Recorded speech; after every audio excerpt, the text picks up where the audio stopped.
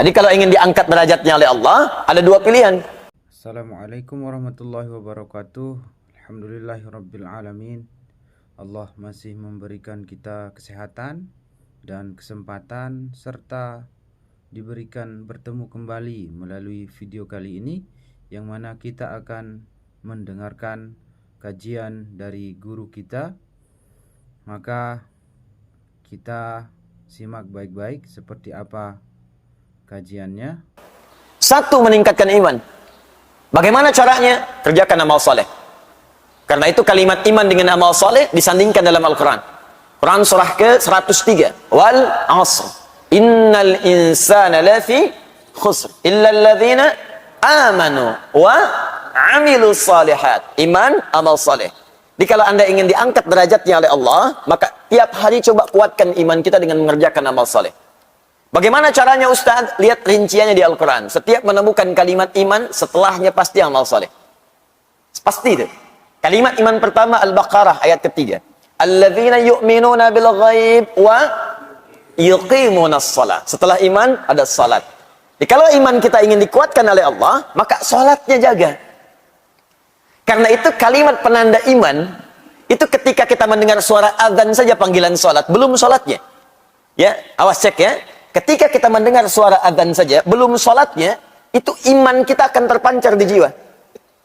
Di kata Al-Quran ya, kalau bahasa kitanya, kalau ingin mengecek iman kita masih ada atau tidak, ketika mendengar suara adzan dikumandangkan, kalimat Allahu Akbar, kalau dikumandangkan, ada getaran nggak di hati? Kalau masih ada, itu tandanya iman kita masih terbersit dalam jiwa. Masih ada.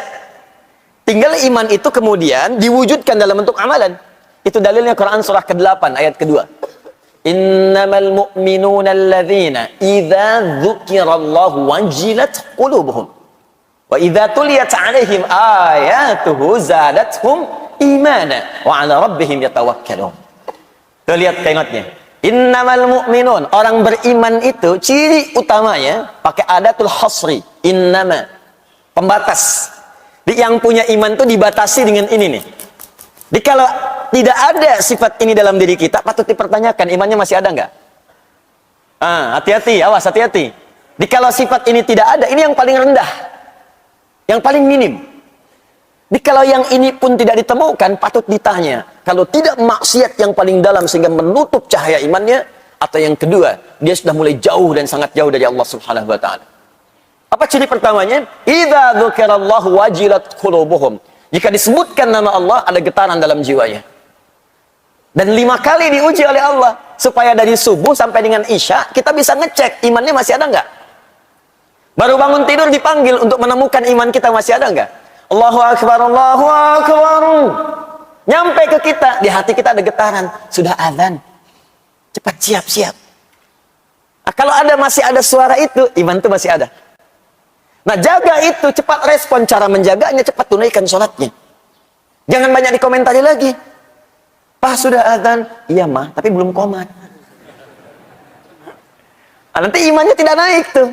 Kalau kita mau naikkan, cepat respon itu. Kejar. Karena itu, tingkat terendah ini, kalau sudah tidak ada, apalagi meninggalkan itu yang bermasalah.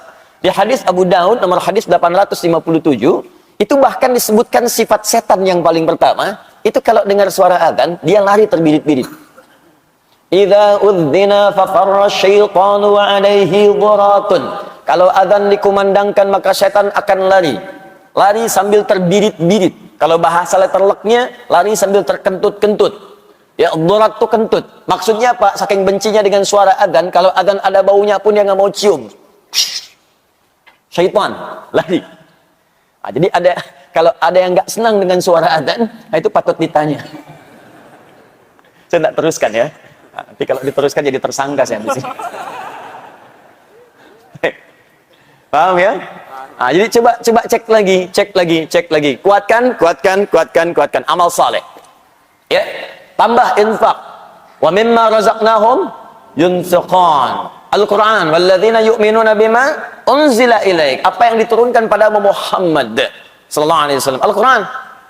Nah, jadi kalau Bapak Ibu ingin meningkatkan iman, tiap hari bikin kurikulum amal soleh. Ya, buat kurikulumnya. Kan ini sederhana sebetulnya. Ayo sholat, keluarkan semua jenis sholat. fardunya, sunnahnya. Keluarkan, bikin sebuah gambaran kurikulum, deretkan tabelnya. Ini loh sunnah yang malam hari, ini sunnah yang pagi hari, sunnah yang siang hari. Teruskan, tambahkan sholatnya dari A sampai Z-nya.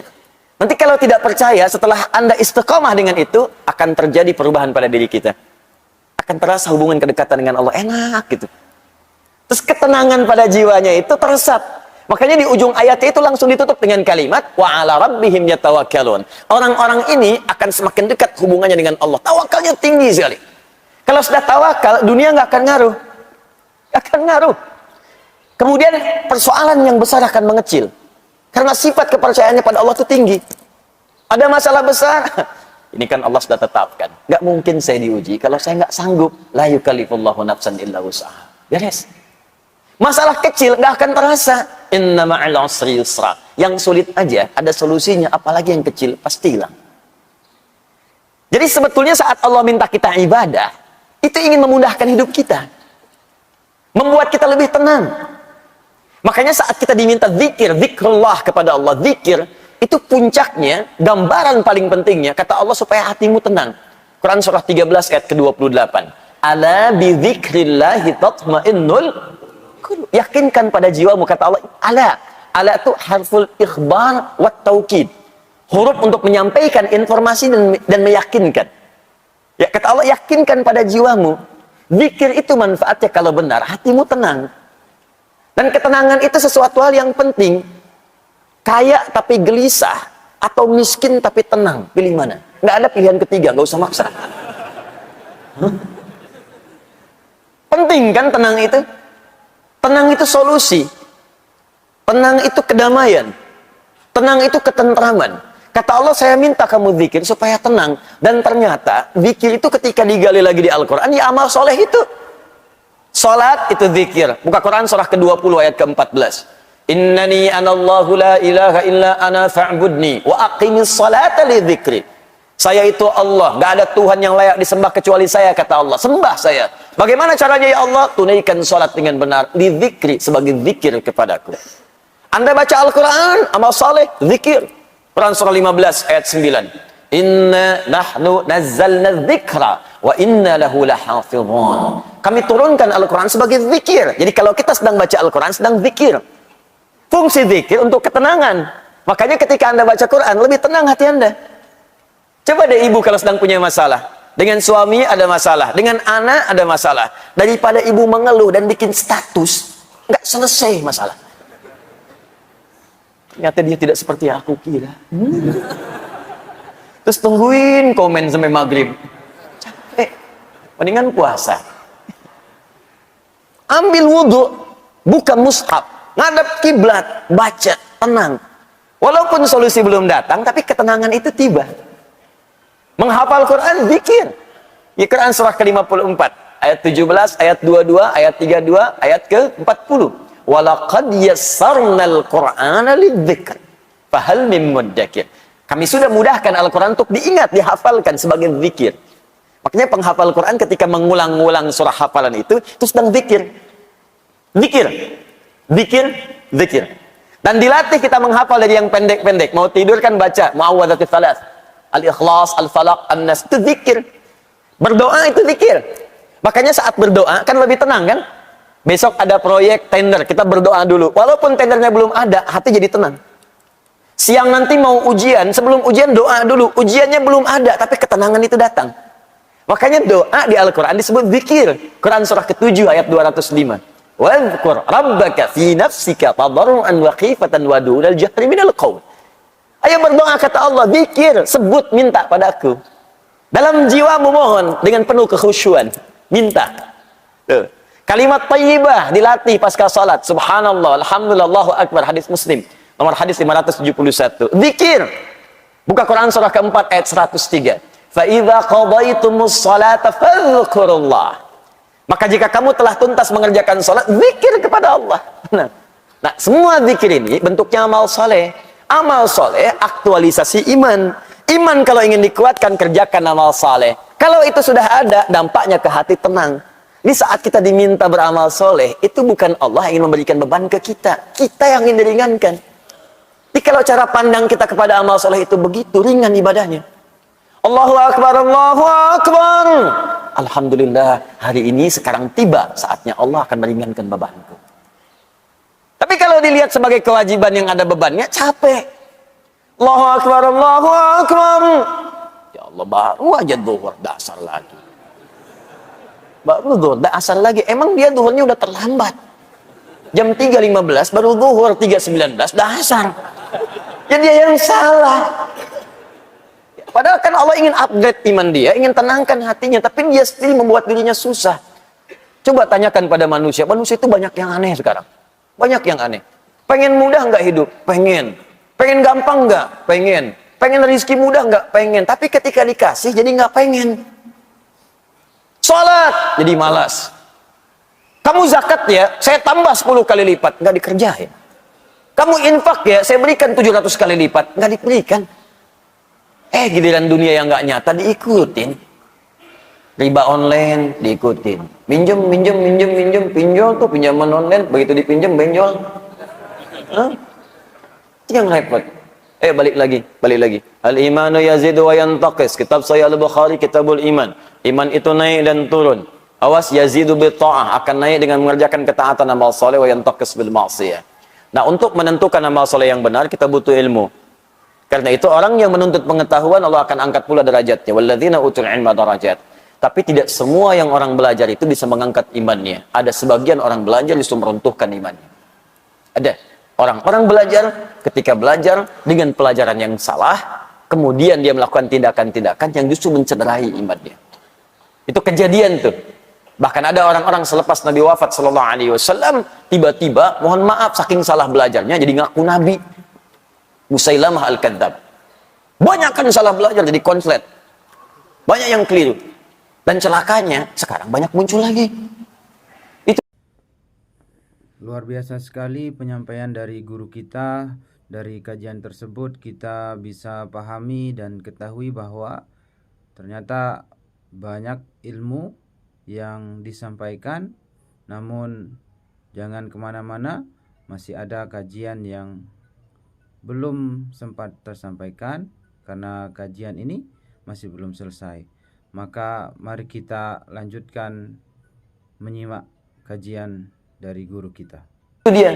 Kalau Anda baca misalnya dalam hadis-hadis Nabi sallallahu alaihi wasallam di Al-Bukhari nomor hadis 4406. Hadisnya riwayat Abu Bakrah ya radhiyallahu taala anhu. Di hadis Muslim nomor hadis 1679. Ya.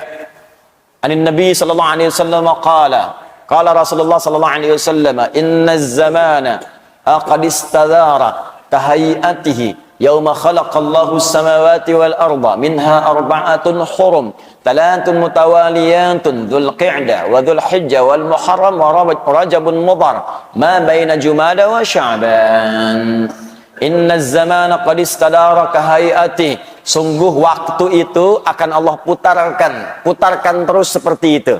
Jadi maksudnya begini, ini ada dua pemahaman. Ya, kalau kita ambil istadara dari kata dara yaduru, dauran wa idaratan, itu artinya kita akan terus diberikan kesempatan dalam sehari, waktunya yang sama. 24 jam, 24 jam, 24 jam. Kata Allah, tiap hari akan saya ulang kesempatan segitu aja. Terus berputar. Cuman bedanya amal soleh Anda.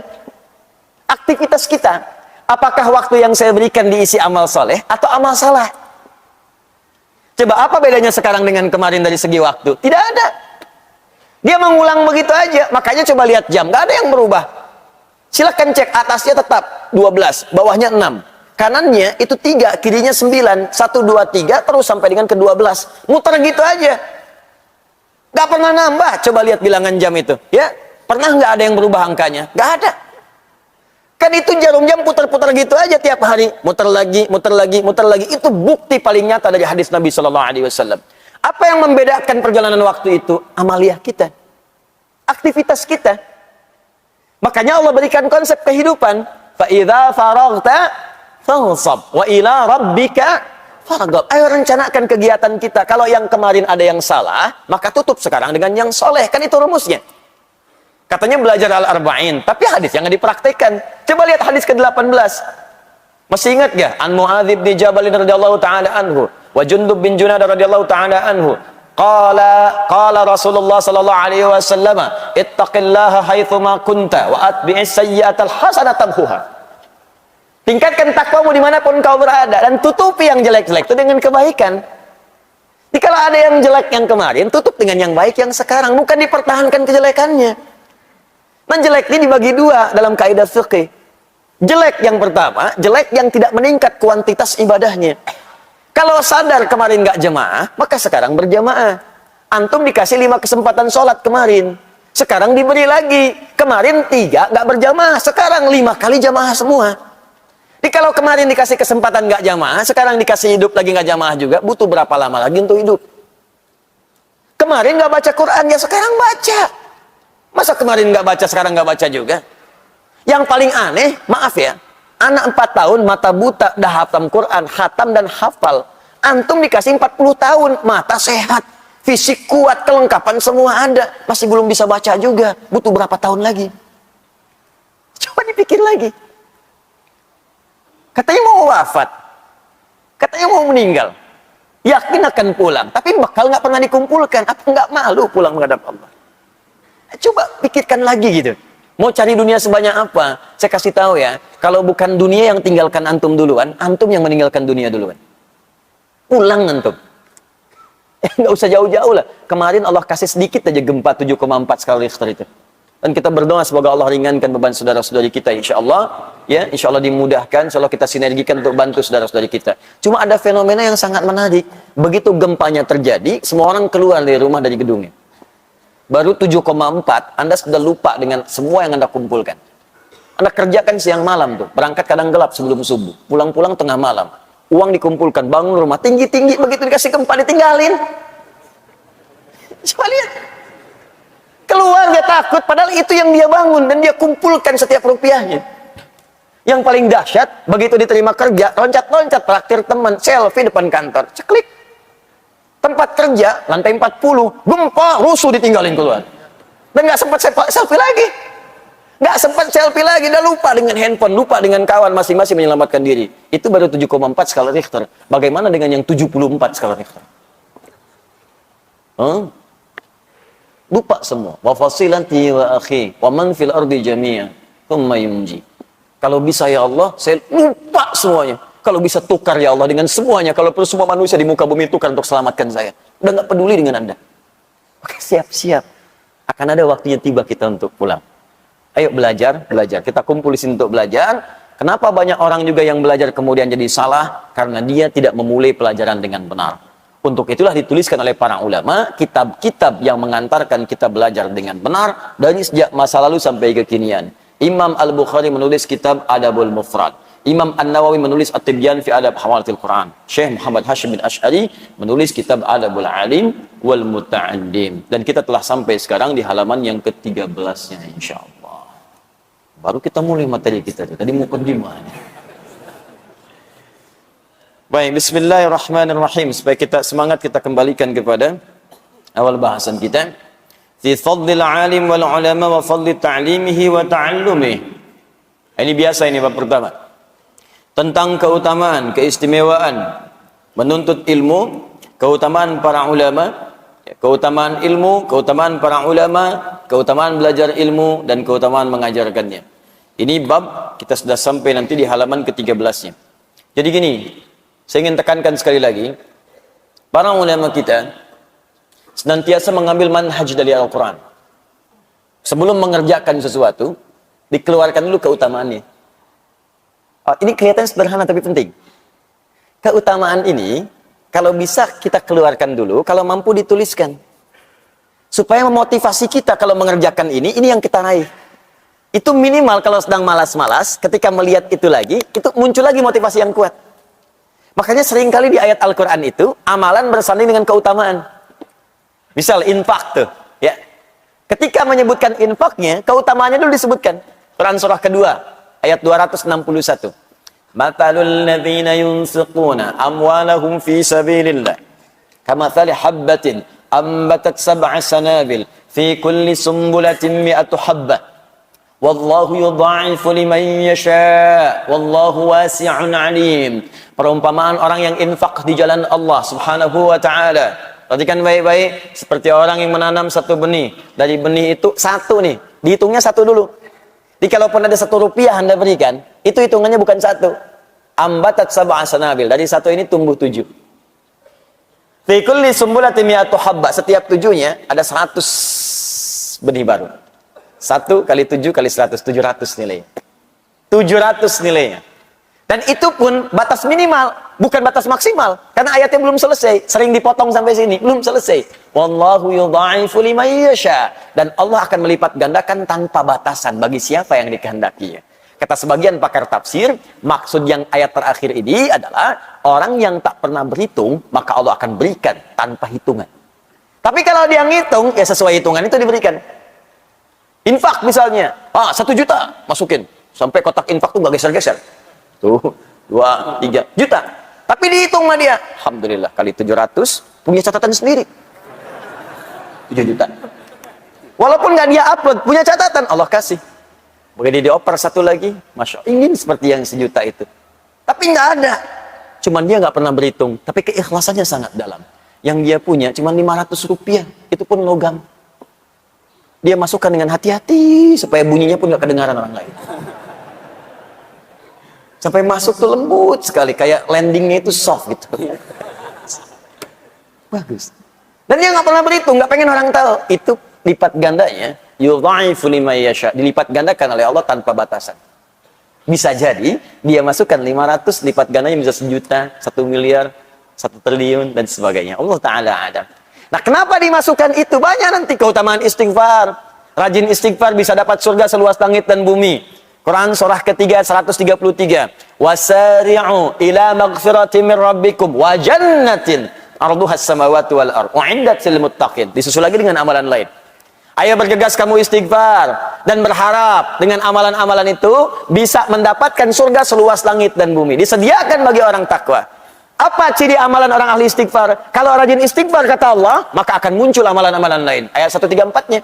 Alladzina yunfiquna fis sarai wad dharra, rajin infak. Wal kadhiminal ghaidha, orang rajin istighfar itu sanggup menahan amarah. Jadi kalau Anda ingin jadi orang sabar, latihan istighfar. Astagfirullah. Orang mencela, istighfar dulu. Astagfirullah. Nah, ketika Anda rajin istighfar, itu kita akan diberi oleh Allah kemampuan menahan amarah. Ya. Dasar kamu begini. Astagfirullah. Apa? Astagfirullah. Kamu ngeledek saya ya? Astagfirullah.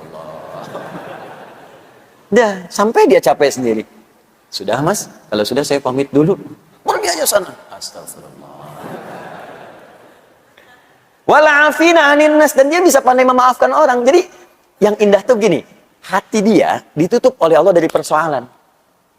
Sudah selesai, jadi dia tuh nggak mikirin masalah lagi. Tapi orang yang tidak pernah minta maaf kepadanya jadi gelisah terus nggak pernah selesai. Dan ketika Anda bisa melakukan itu kata Allah, hati orang lapang yang sering ingat dengan Allah, dia lapang menerima persoalan, maka tempat pulangnya akan dilapangkan oleh Allah lebih daripada seluas lapangan, seluas langit dan bumi. Anda punya rumah sekomplek Jaka Permai, kerasa luas. Nanti saat ke surga, seluas langit dan bumi. Silahkan maraton, boleh, koprol. Saya pengen tahu di mana ujungnya. Enak gitu. Nah, pertanyaannya kenapa sering disandingkan tuh antara amalan dengan keutamaan? Supaya kita itu punya motivasi. Pengen dapat ini, tahajud ada 4 kemuliaan. Jadi kalau kita tuliskan, karir akan diangkat, pekerjaan akan dibimbing, masalah diberi solusi, kalau diganggu langsung Allah tolong. Quran surah ke-17 ayat ke-79 sampai 81. Nah, Anda tuliskan itu, keluarkan.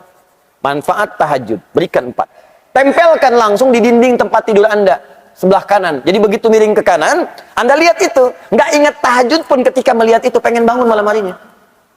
Kalau bisa bikin kata-kata yang menarik, seperti Kiai Haji Ahmad Dahlan menuliskan di temboknya ketika akan berdakwah beliau. Ya Dahlan, berdakwah itu seperti menggenggam batu bara. Ingat sabda Nabi. Kalau kamu karena ujian yang kecil aja, karena celaan kamu gagal, kecil kamu. Seperti memegang batu bara. Tuliskan di dinding kita. Katanya karir pengen diangkat oleh Allah. Tahajud aja nggak mampu. Katanya pengen hidupnya mudah. Tapi bangun 2 rakaat aja nggak sanggup. Katanya pengen ditolong oleh Allah. Tapi begitu Allah ingin berikan, kamu nggak panggil. Sepertinya apa sih maumu? Tuliskan di situ. Ya, tuliskan. Di situ aku kadang merasa sedih padamu. Catat tuh. Tulis di tembok kita. Begitu dituliskan seperti itu, malam bangun. Itu manhaj namanya. Langsung antum setting alarm kan? Bangunnya bismillah jam 3, bangun. Alarm 2:04, 2:30, 2:45. Ya, supaya tertata rapi. Alarm 2:15 mematikan alarm 2:30. Alarm 2:30 matikan alarm 2:45. 15 menit kan ada persiapan. Jangan dikira orang bangun tuh langsung sadar, kan duduk dulu. Duduk, ngantuk, begini dulu kan, tahan-tahan. Ya, begitu sadar jam 6. Awal-awal begitu, lama-lama makin cinta, nanti bangun lebih awal lagi. Nah, ini keutamaan dimunculkan, makanya jangan heran para ulama kita itu sebelum menampilkan isinya, tampilkan keutamaannya dulu. Apa keutamaan menuntut ilmu? Supaya nanti kalau sedang malas-malas, maaf ya, kalau ada tantangan pekerjaan lain, kita bisa prioritaskan, tuliskan. Menuntut ilmu ini keutamaannya, meringankan beban hidup, memberikan solusi, jawaban semua didengar, doa-doa dikabulkan. Tuh. Malaikat mengaminkan, dosa-dosa diampuni. Jadi begitu kita mau tinggalkan, kita mikir lagi. Duh, jangan-jangan kalau saya pergi ke mall tinggalkan taklim, saya meninggal di mall, dosa belum diampuni. Ah, saya udahlah ke taklim dulu aja. Mall bisa besok lagi. Datang dia. Jelas ya? Ah, apa di antara keutamaannya? Mari kita tuliskan. Bismillahirrahmanirrahim. Kita masuk halaman 13-nya. Saya mulai dari paragraf kemarin yang belum berakhir sepenuhnya.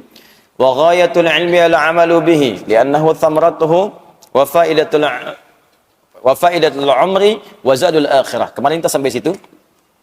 Wa ghayatul ilmi, dan tujuan dari ilmu itu, kalau kita belajar pengetahuan, al-'amalu bihi, yaitu mengamalkannya.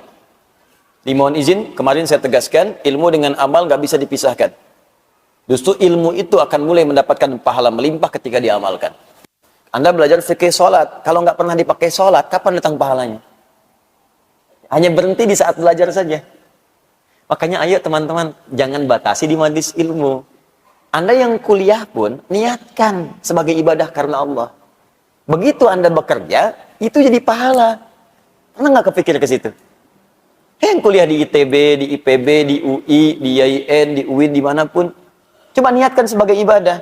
Nanti ketika diniatkan sebagai ibadah, untuk mengamalkannya, Allah akan permudah. Dan berkah nanti ilmunya. Berkah. Jangan dikira itu mendapatkan ilmu, hanya ilmu agama saja. Tidak, ilmu umum juga kalau diniatkan untuk kemudian berkhidmat kepada Allah, untuk ibadah, nanti akan ada manfaatnya. Masuk ITB, pengen jadi insinyur, masuk jurusan arsitektur, keluar dari situ bisa desain masjid, desain hotel dengan musolanya, sipilnya bikin jalan. Begitu diniatkan sebagai ibadah, berapa banyak orang lewat untuk umroh di situ. Ini jalan ini aja, berapa banyak orang lewat untuk sholat ke Al-Azhar. Subuh ini aja, berapa banyak lewat situ.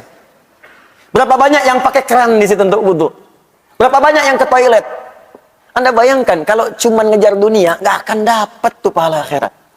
Tapi kalau ilmu Anda dipakai untuk berniat ibadah kepada Allah, Anda bikin kemudian desain kerannya, Anda bikin jalannya, Anda bikin bagian tempat wudhu dengan toiletnya. Begitu dipakai, dunianya dapat. Dunia diberikan panjar duluan. Pahala akhiratnya, setiap yang wudhu, Anda dapat pahalanya.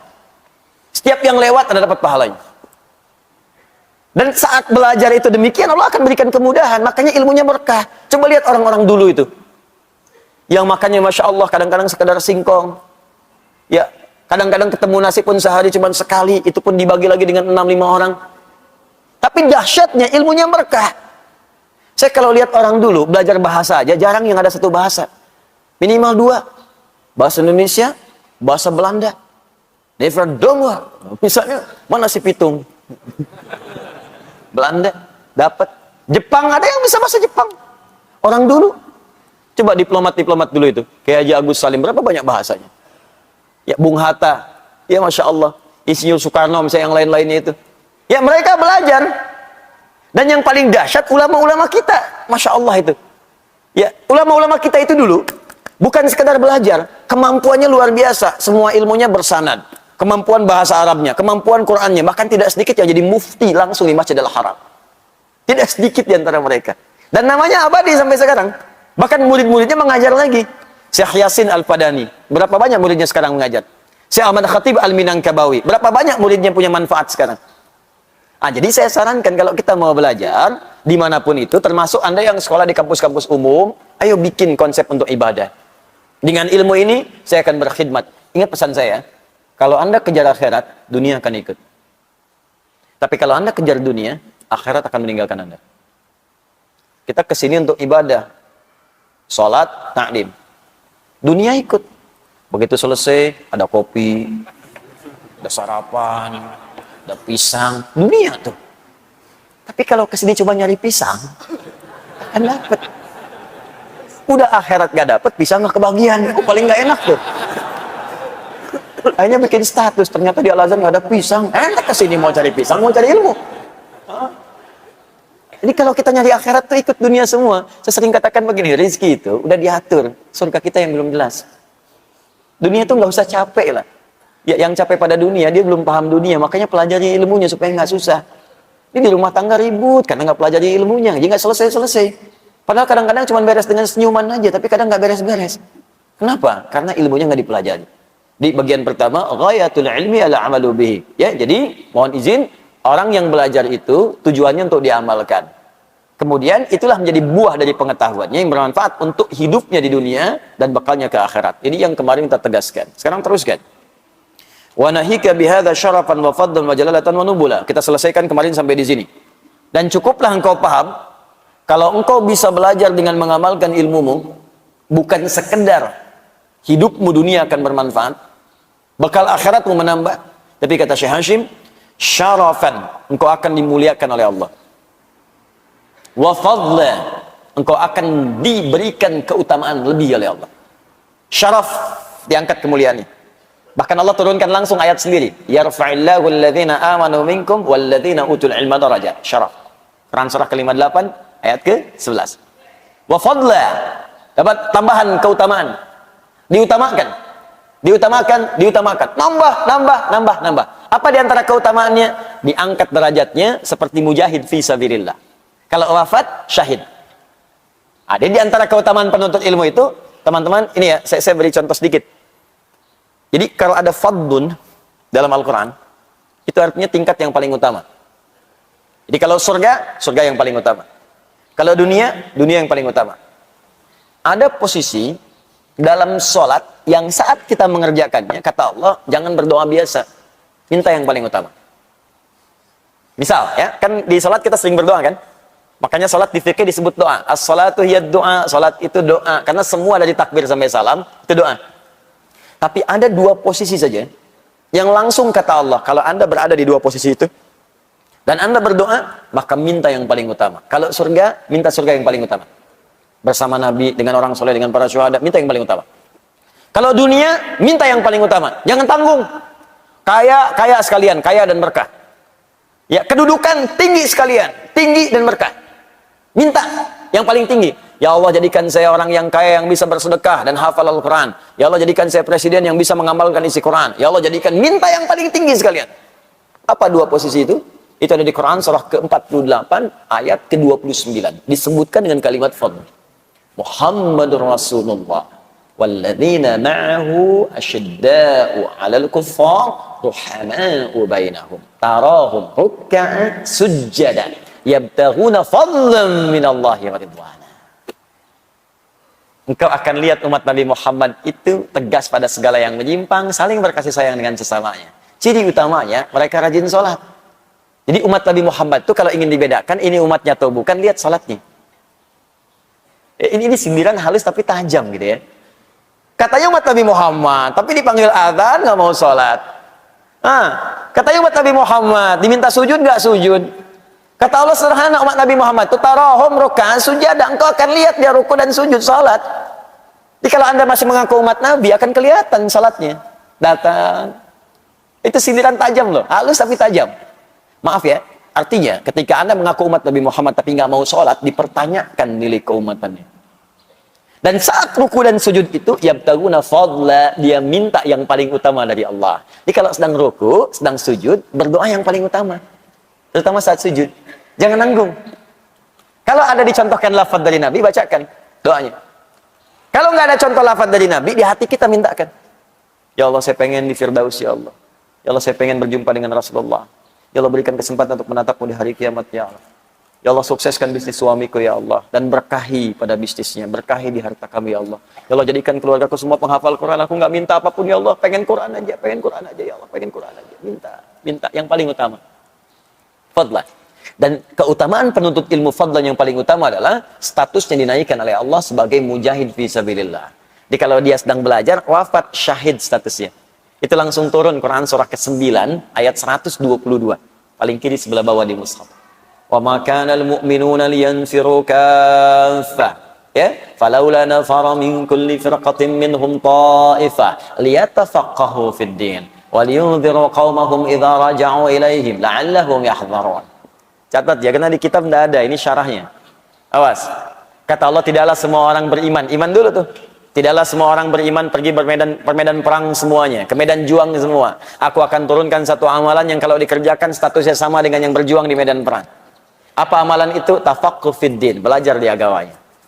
Makanya saya nggak bosan ingatkan, coba catat jadwal taklim di setiap masjid. Catat yang tafaqquh yang baik-baik. Yang baik-baik. Yang bisa memahamkan kita. Ini bukan sekedar datang tapi nggak ada isinya. Datang apalagi menurunkan iman kita, itu yang bahaya. Yang banyak ketawa tapi nggak jelas. Atau yang isinya bahkan semakin nggak jelas. Semua agama sama, menuju pada Tuhan yang sama, cuman caranya beda-beda. Jangankan kita yang dengar, dia aja yang nyampein bingung. Ya. Itu kan bahasa Nabi. Anda akan mendengar nanti sayati. Awas, zamanun, akan datang satu masa nanti, di hadis Muslim, sahih hadisnya. Akan datang di satu masa nanti, orang-orang yang tiba-tiba menyampaikan sesuatu, membuat Anda bingung, kaget. Ya, jangankan Anda, kata Nabi, orang dulu pun kalau dengar itu akan ikutan kaget. Ini Abu Jahal, Abu Lahab, abu-abu yang lain tuh kalau dengar Abu, nah yang sekarang itu ikut kaget tuh. Ikut kaget. Karena mereka pun nggak punya kosakata itu. Ya, oh canggih juga nih kata-katanya ya. Jadi Abu Jahal tuh nggak punya itu. Ya Abu Jahal sejahal-jahalnya. Ya, benar Abu Jahal sejahal-jahalnya. Dan Abu Lahab selahab-lahab ya. Itu Abu Jahal tuh datang kepada Nabi dengan rombongannya itu. Ketika datang ke Nabi, kalimatnya sederhana. Ya Muhammad SAW, kita ini nggak usahlah berpelisih, nggak usah perang, ya damai aja. Nah caranya gimana malam ini? Biarkan kita memang beda, kata mereka, kita memang beda. Tapi perbedaan ini jangan sampai membuat kita berselisih perang. Malam ini, udahlah kita gantian aja. Malam ini kami nyembah Tuhan kamu. Besok kamu nyembah Tuhan kita, selesai. Tapi kalimatnya sederhana, kita memang beda, tapi jangan berselisih. Tuh, jadi orang-orang dulu sejahal-jahalnya, sejahiliah-jahiliahnya, itu nggak kenal dengan persamaan agama. Nggak kenal dengan pluralisme agama, semua agama sama. Dia masih mengakui kita emang beda. Tapi beda ini jangan sampai rame, gantian aja. Turun surah Al-Kafirun. Qul ya ayyuhal kafirun. Katakan Muhammad pada orang-orang yang masih menutup dirinya, belum bisa menerima cahaya Islam dengan baik. Makanya ketika dipanggil kafir, dia nggak marah. Abu Jahal kan pintar bahasa Arabnya. Ya, lebih pintar daripada yang sekarang. Pintar. Bisa bikin sastra, kalimatnya fasih, dipanggil kafir nggak marah. Qul ya ayyuhal kafirun, dia nerima. Memang saya masih menutup diri kok. Dan dia nggak marah. Nggak pernah tuh ada riwayat mengatakan tafsir asbabun nuzul. Ketika disebutkan qul ya al kafirun, Abu Jahal langsung naik pitam mengatakan, apa kafir? Nggak ada. Jadi orang Arab paling fasih aja disebut kafir, dia menerima. Karena itu memang bahasa syariat, bahasa fiqih, dan itu dipahami betul. Ini konteks yang harus kita dapatkan teman-teman sekalian. Ya, kembalikan lagi ya supaya nggak lama-lama. Nah, fadlah, minta yang paling utama. Jelas ya? Baik, kemudian wajalalatan wa nubula. Jalalatan wa nubula, dan dia mendapatkan status tinggi di hadapan Allah. Allah punya sifat jalla wa ala. Jalla tinggi, tak tertandingi. Jalalah, orang dinaikkan oleh Allah dengan status tinggi. Bagaimana kemudian mendapat status tinggi itu? Wa nubula, nabil istimewa. Bagaimana mendapatkan itu semua? Dirinci lagi oleh Syekh Hashim. Ini yang kita bacakan. Ya. Ini Masya Allah ini. Ya, Al-Quran, hadisnya ada semua. Bismillah. Yuk kita teruskan. Ke-14 ya.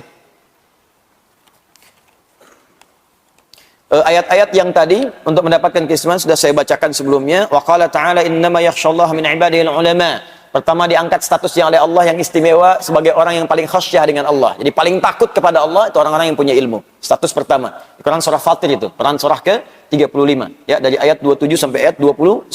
Di 28-nya ada kalimat itu. Kemudian juga teman-teman sekalian, kita teruskan ke bagian kita sekarang, halaman 14. Faman dhafara bihi su'ida wa man fatahu khasira. Maka dari itu, orang-orang yang semangat menuntut ilmu, maka hidupnya cenderung bahagia. Bahagia dia. Karena semua janji yang diberikan tadi dia dapatkan. Kalau wafat, syuhada. Wafat syuhada itu enak. Di surga aja ketemu Nabi langsung. Bukan cuma Nabi, semua Nabi. Ya, wafat syuhada. Orang wafat dalam keadaan syuhada. Kalau dia sambil belajarnya bisa bertobat, istighfar, minta ampun sama Allah, kan? Terus wafat di situ, sedang belajar.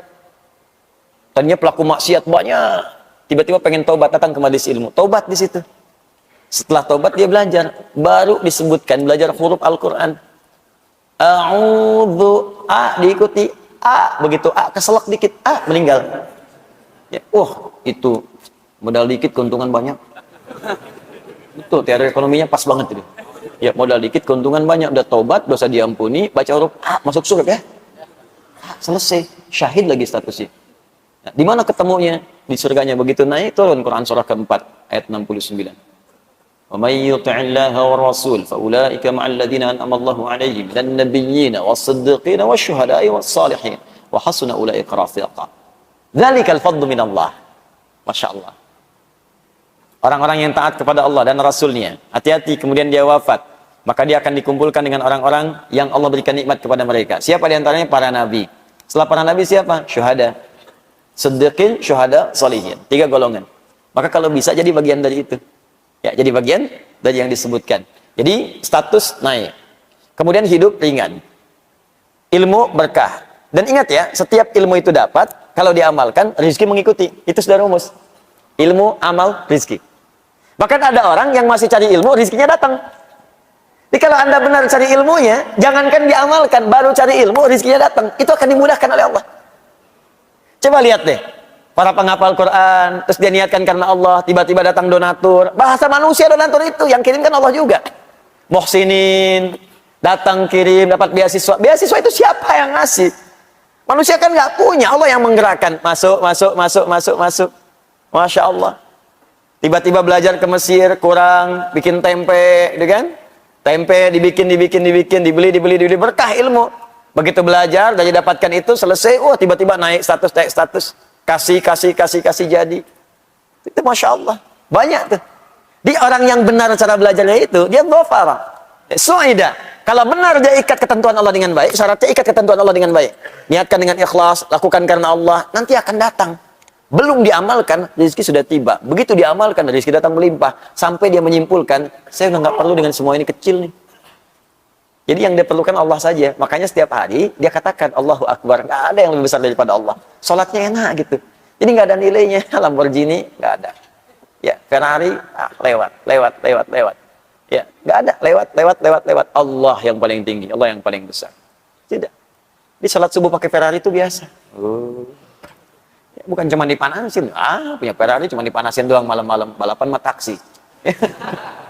Balik lagi, cuma diliatin, capek, ya. Kontrol lagi, cuma habis begitu aja. Ya. Walamma dzukira indahu sallallahu alaihi wasallam, dan tatkala disebutkan di sisi Nabi sallallahu alaihi wasallam, kita ambil satu hadis. Ya. Ini materi yang paling barunya. Walamma dzukira indahu sallallahu alaihi wasallam, tatkala disebutkan di sisi Nabi sallallahu alaihi wasallam, rajulani, 2 orang laki-laki. Jadi Nabi sedang duduk bersama para sahabat. Ada 1 orang mengisahkan tentang 2 orang kepada Nabi, ingin meminta pertimbangan dari 2 orang ini, mana yang paling bagus. Ya, mana yang paling bagus. Ini hadis. Oke, saya baca dulu, nanti kita cari di mana hadisnya. Ahaduhuma 'abidun wal akharu 'alimun. Yang pertama adalah seorang hamba saja, rajin ibadah. Ibadah. Yang kedua 'alimun. Ya, orang yang ibadah tapi ahli ilmu. Ingat, jangan dipahami keliru. Alim itu, kalau disebut alim, itu di Arab itu bukan sekedar punya ilmu, tapi mengamalkan ilmunya. Makanya ulama, ketika disebut ulama, bukan cuma berfatwa, tapi fatwanya diamalkan dulu. Apa hukumnya tahajud syekh? Dia udah tahajud dulu. Apa hukumnya infak syekh? Dia udah infak dulu. Diamal dengan ilmu itu, al-ilmu wa amalun, alima wa amila. Itu dibalik harakatnya, dibalik hurufnya, nyambung dua-duanya. Alima, ain lam mim, amila, ain mim lam. Begitu disatukan, dua-duanya nyambung. Nah, orangnya alim, ketika diamalkan amil. Dari bahasanya semuanya nyambung. Ya, qalbul makani, hurufnya ditukar, itu nyambung dua-duanya, punya kaitan yang erat. Ya, ada yang punya kitab namanya Ibnu Jinni. Ya, Ibnu Jinni. Ibnu Jinni itu punya kitab Al-Khasa'is namanya. Bagus sekali itu kitab. Di antaranya apa? Beliau membahas keterkaitan huruf-huruf dalam bahasa Arab yang kadang mengalami pertukaran. Alima, ain, lam. Kalau mimnya maju ke depan, amila jadi apa? Apa keterkaitan di antara keduanya? Itu dibahas oleh beliau. Nama kitabnya Al-Khasa'is 3 jilid. Karya Ibnu Jinni. Ibnu Jinni. Ya, Jinni, Ibnu Jinni. Itu luar biasa. Nah, kembalikan ke sini. Jadi dikisahkan kemudian, ada alim, kalau disebut alim dalam bahasa Arab berarti mengamalkan, bukan cuma berilmu. Karena ilmu kalau nggak ngamalin pun nggak ada nilainya juga. Cuman saat belajarnya aja dapat pahala. Kalau nggak diamalkan nggak ada. Nah, dikisahkan ada abid, ada alim. Orang yang cuma ibadah saja. Yang kedua, dia ibadah dengan ilmu. Jadi dia belajar, amalkan. Belajar, amalkan. Mana yang paling utama? Yuk kita bahas. Qala, maka Nabi menyampaikan, fadlul alim 'alal 'abid ka fadli 'ala adnakum.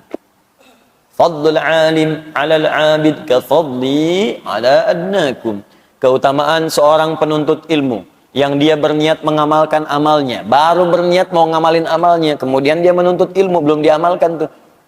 Kata Nabi apa? Ka fadli 'ala adnakum, seperti keutamaan diriku ini kepada yang lebih rendah di antara kalian. Bukan yang lebih pintar, yang lebih rendah. Ini tinggi batasnya. Nabi tidak membandingkan Nabi dengan yang paling soleh di antara sahabat. Tapi yang paling rendah ibadahnya di antara para sahabat. Diseakan-akan jaraknya jauh banget. Ya, ini ada sahabat kayak Abu Bakar, levelnya kan tinggi kan? Di atasnya ada Nabi Muhammad SAW. Kalau membandingkan Nabi Muhammad dengan Abu Bakar, tetap masih unggul Nabi. Cuman keutamaan Abu Bakar itu tinggi. Sampai saking tingginya, hidup menemani Nabi. Hijrah menemani Nabi, wafat dikubur di samping Nabi. Ya, bahkan di surga pun dengan Nabi saking tingginya. Walaupun tetap masih unggul Nabi, tapi Nabi tidak bandingkan beliau dengan Abu Bakar, dibandingkannya dengan sahabat yang paling rendah kapasitasnya. Itu pun tetap surga juga, cuman bawahnya rendah. Nabi ingin tunjukkan perbedaan orang yang punya ilmu untuk diamalkan itu derajatnya tinggi sekali insyaallah. Seperti perbandinganku dengan yang paling rendah di antara kalian. Ini hadisnya dari Abu Umamah. Ya, dari Abu Umamah radhiyallahu taala anhu. Hadis ini statusnya marfu ini, marfu. Marfu itu termasuk kalangan hadis dhaif. Tapi dhaif itu, nah ini yang mau saya tunjukkan. Kadang-kadang nih sekarang banyak bahasa-bahasa yang nggak dicerna lagi. Dhaif tinggalkan. Dhaif tinggalkan, tapi ilmu nggak ada. Jangan begitu, itu berbahaya. Berbahaya. Dhaif itu dibagi dua, dhaif matan, dhaif sanad. Kalau dhaifnya di sanad, sanad itu yang meriwayatkan hadisnya, bukan di matan, itu status masih bisa diamalkan sepanjang punya dua syarat.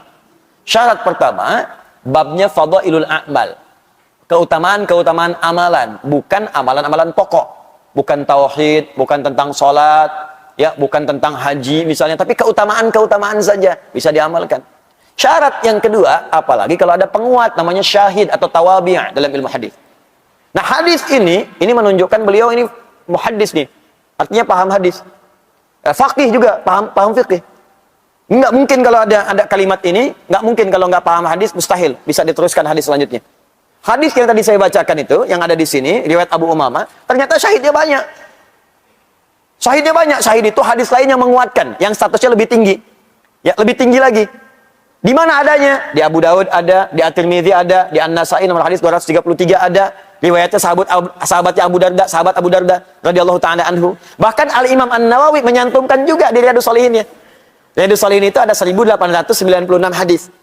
Coba cek nomor hadis 1388. Yang kitabnya Fadlul Ilmi. Awas, wal alim wa ta'alluma wa ta'liman lillah. Itu babnya. Nomor hadis 1388. Disebutkan riwayat Abu Darda ditutup dengan ujungnya rawahu Abu Dawud wa Tirmidzi. Apa hadisnya? Man salaka tariqan yaltamisu fihi ilma sahhalallahu lahu tariqan ilal jannah wa innal malaikata la tad'u ajnihataha la tad'u ajnihataha ridan li talibil ilmi wa inna talibal ilmi la yastaghfiru lahu man fis samawati wa man fil ardi hatta al hitan allati fil bihar. Apakah selesai? Belum. Wa fadlul alim 'alal 'abid ka fadlil qamari 'ala sairil kawakib. Apakah selesai? Belum. Wa innal ulama warathatul anbiya wa innal anbiya lam yurithu dinaran wala dirhaman walakinnahum warathul ilma fahaddu bihadin wafir. Selesai. Sampai di situ. Itu sering dipisah-pisah hadisnya, sering dipotong-potong padahal satu kesatuan. Nah, setelah menyebutkan hadis tadi, beliau menerangkan hadis yang tadi saya ucapkan sampai akhir. Ada syahidnya. Nah, logikanya gini sederhananya. Uang 1 juta dengan 100 ribu banyak mana? 1 juta, berarti 1 juta sahih. 100 ribu dhaif, ya kan? Tapi kalau 100 ribu yang ngasihnya 10 orang. 100 ribu, 100 ribu, 100 ribu, 100 ribu, 100 ribu. 100 ribu kali 10 berapa? 1 juta, maka yang dhaif naik status jadi sahih. Awas hati-hati nih. Sekarang kita sedang menyebut di hadapan pada dai-dai yang tadi dai amplop. Sampai orang ini punya pandangan ke amplop diterapkan ilmu hadis di tempat yang salah. Saya kalau ceramah amplopnya tebal, itu sahih itu. Tapi kalau amplopnya tipis, dhaif. Ya. Kalau tipis tapi banyak, sahih li ghairihi. Itu kaidah yang ditempatkan di tempat yang salah. Kalimatul haqqi rada bihal batil. Tapi kalau diilustrasikan, benar. Ini 1 juta sahih, 100 ribu dhaif. Tapi kalau 100 ribu dikasih 10, naik juga jadi 1 juta. Sahih li ghairihi. Sama hadis dhaif, kalau isinya benar, yang diragukan itu orang yang nyampaikannya, bukan karena isinya. Karena di hadis itu kualifikasinya ketat. Gini, orang pemabuk saja atau orang pernah punya salah meriwayatkan hadis, saking hati-hatinya ulama, hadisnya tidak diambil sekaligus. Dituliskan catatan, ini orangnya bermasalah. Bukan hadisnya, orangnya. Kenapa disebut orangnya? Karena khawatir nanti hadis diriwayatkan oleh orang yang bermasalah. Sehingga ketika ada orang salah, orang akan mengatakan, pantas salah hadis yang diriwayatkan oleh orang bermaksiat. Saking menjaga kemuliaan hadis, dicatat itu semua. Makanya muncul hadis mungkar. Hadis yang diingkari. Karena orangnya seringkali berbuat maksiat. Bukan karena hadisnya. Hadis matruk, hadis yang ditinggalkan. Bukan karena hadis yang buruk. Tapi karena orangnya seringkali berdusta. Sehingga nggak bisa dibedakan. Ini orang lagi bicara hadis atau dusta. Jelas ya? Hadis maudhu, hadis palsu. Bukan hadis yang bermasalah. Orang yang memalsukan itu. Kalimatnya mah benar. Cuman orangnya mengatakan itu hadis. Padahal bukan. Ya, pernah dengar ini? Makan saat lapar, berhenti sebelum kenyang. Pernah dengar? Itu hadis palsu. Saking palsunya, di kitab hadis palsu pun nggak ada. Saking palsunya. Cuma ada di satu kitab, Ar-Rahmah fi Tibbi wal Hikmah, karangan Al-Imam Jalaluddin Suyuti, halaman 29. Dan Imam Suyuti pun tidak menyebut hadis, menyebutnya kisah. 3 orang dokter yang memberikan advice, nasihat kepada seorang raja. Kalau pengen sehat, kata dokter yang keempat dari Sudan, yang 3 itu 1 dari Irak, ya, yang kedua dari India, yang ketiga dari Romawi, memberikan nasihat, obat untuk makanan yang sehat. Yang keempat dari Sudan, yang Sudan ini mengatakan kalau pengen sehat, saat paduka lapar, silahkan makan dan angkat tangan paduka sebelum kenyang. Muncul kata mutiara mahfudhat, makan saat lapar, berhenti sebelum kenyang. Itu kata mutiara, isinya bagus, cuma datang orang belakangan, hadis. Di orang itu yang salah, bukan kalimatnya. Paham nggak sampai sini? Allahumma barik lana fi Rajab wa Sya'ban wa balighna Ramadan. Ya Allah, mohon berkahi hamba di bulan Rajab dan Sya'ban, dan mohon sampaikan pada bulan Ramadan. Isinya benar. Cuman orangnya ada yang bermasalah. Disebut kemudian hadis mungkar. Orangnya yang mungkar, hadisnya nggak apa-apa. Paham nggak maksudnya? Nah, kalau kita belajar ilmu hadis, ngerti sampai situ. Sebab kalau kita ingin mengamalkan kalimatnya pun nggak apa-apa, tapi jangan dipahami sebagai hadis. Nih, boleh nggak kalau saya di bulan Rajab berdoa begini, ya Allah, anugerahkan hamba keberkahan di bulan Rajab ini, ya Allah. Beri kemampuan untuk beramal. Dan mohon beri kesempatan, ya Allah, untuk sampai di bulan Sya'ban dan pertemukan dengan Ramadan, ya Allah. Hamba ingin bertobat. Hamba ingin bertobat. Boleh nggak? Itu bahasa Arabnya. Allahumma barik lana fi Rajab wa Sya'ban wa balighna Ramadan. Sama aja. Orang Arab bacanya pakai bahasa Arab. Kita pakai bahasa Indonesia. Cuman salahnya apa? Ketika ada orang mengatakan misalnya ini hadis atau orang itu bermasalah. Paham ya? Nah, ini ketika dicantumkan di sini jangan langsung divonis. Hadis palsu tuh, hadis dhaif tuh, tinggalkan kitabnya. Oh. Jangan karena ketidakmampuan Anda memahami sesuatu, Anda berlaku bodoh dan ngajak orang lain bodoh, itu ngerepot. Kalau mau bodoh aja sendirian, yang ngajak orang. Terus belajar gitu. Paham ya? Ini sudah nggak ngerti bikin status. Saya terima dari ibu saya tuh satu video. Hati-hati katanya. Nah, ini ada ini, benar nggak? Begitu dikirimkan, orang langsung bilang, hati-hati. Ada Quran palsu menyebar di Indonesia. Tuh lihat, dipertontonkan oleh dia. Tuh lihat. Bahkan ini huruf fa-nya nggak ada titiknya. Ih, huruf kop, lihat huruf kop. Titiknya malah di bawah cuma 1. Itu bukan palsu, itu Quran riwayat Warsh. Warsh. Dan dia mendapatkan anugerah karena nggak mudah menemukan Quran riwayat itu di Indonesia. Adanya di Afrika tuh bagian barat. Dia di Mesir karena Warsh berasal dari Mesir, muridnya Imam Nafi'. Itu nggak semua orang punya. Imam Al-Azhar di sini belum tentu punya. Belum tentu punya, di Istiqlal belum tentu ada. Anda dapat itu dibilang Quran palsu. itu ilmu gitu, itu yang paling penting. Jadi kalau belum bisa memahami sesuatu, jangan banyak berfatwa. Itu bahaya. Kata Imam Malik, hafal 100.000 hadis, tapi nggak paham isinya, jangan berfatwa. Kalau bukan Andanya yang sesat, orang lain nanti yang terlantar. Paham ya? Nah, jadi ini maksudnya, kalau saya bacakan nanti, kalau ada yang berkomentar, tuh hadisnya dhaif tuh. Memang hadisnya dhaif, tapi dia bisa diamalkan. Dhaifnya bukan dhaif yang parah, bertentangan dengan kaidah-kaidah hukum Al-Quran dan Sunnah. Dan dia dikuatkan dengan hadis lain, karena itu statusnya naik, kemudian menjadi hadis yang sahih li ghairihi. Kenapa dicantumkan di sini? Katanya dhaif. Karena yang nulis itu ahli hadis, ente yang komentar nggak paham hadis.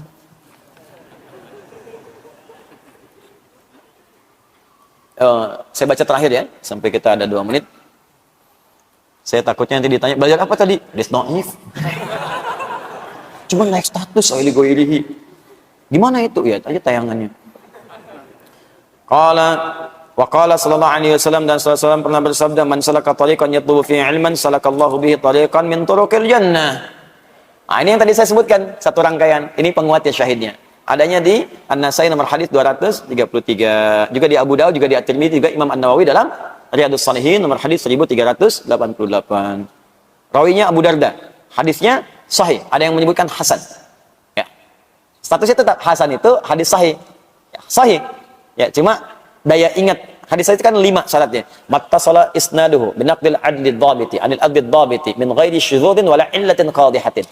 Paham? Tidak, ya, nanti belajar. 5 itu. Jadi kalau salah satu kurang, ya, kurang dhabit, hafalannya kurang dikit. Kurang dikit tuh koma jadi lupa komanya, titik jadi lupa titiknya. Bukan lupa hadisnya.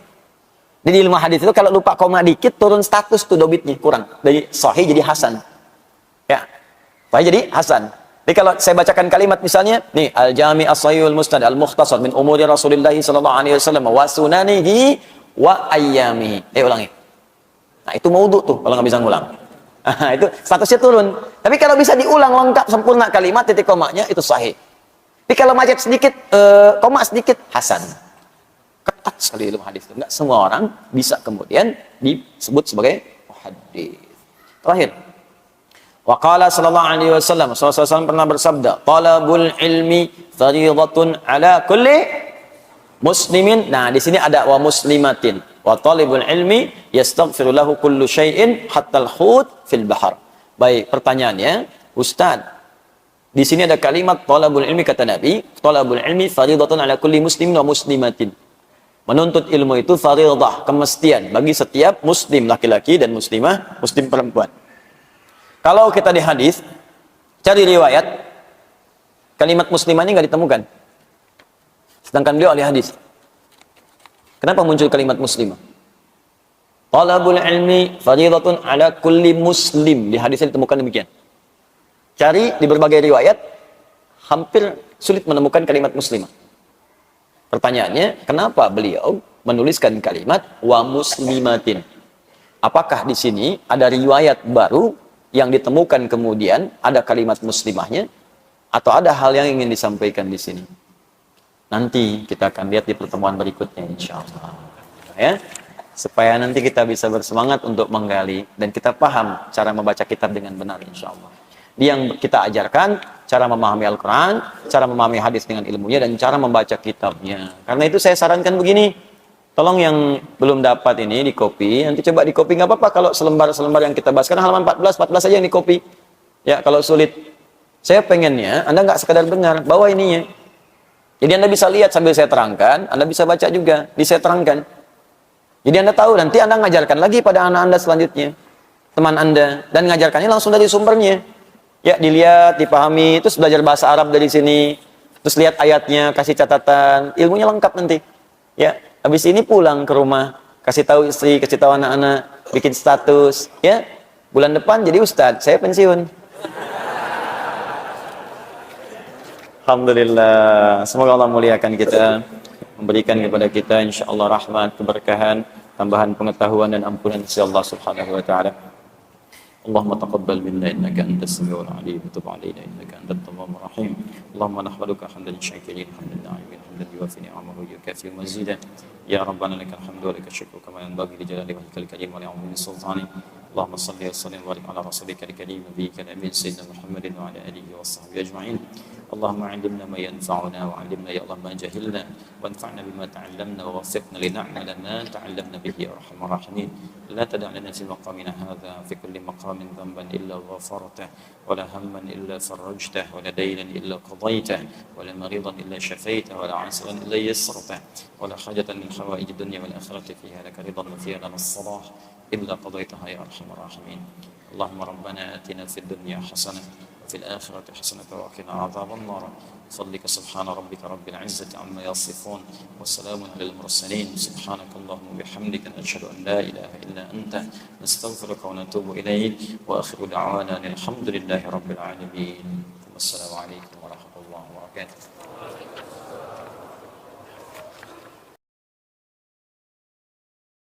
Alhamdulillahirrabbilalamin. Teman-teman semua, itulah tadi kajian dari guru kita, luar biasa sekali, dan apa yang sudah disampaikan oleh beliau besar harapan untuk kita semua bisa jadikan hikmah atau ilmu pengetahuan untuk kita pakai sebagai petunjuk dan bimbingan dalam kehidupan kita sehari-hari. Sehingga kita berharap kita akan bisa ketemu lagi di kajian berikutnya. Assalamualaikum warahmatullahi wabarakatuh. Setelah berakhirnya kajian yang disampaikan oleh guru kita yang luar biasa, sudah saatnya kita melaksanakan aktivitas kita selanjutnya. Maka kita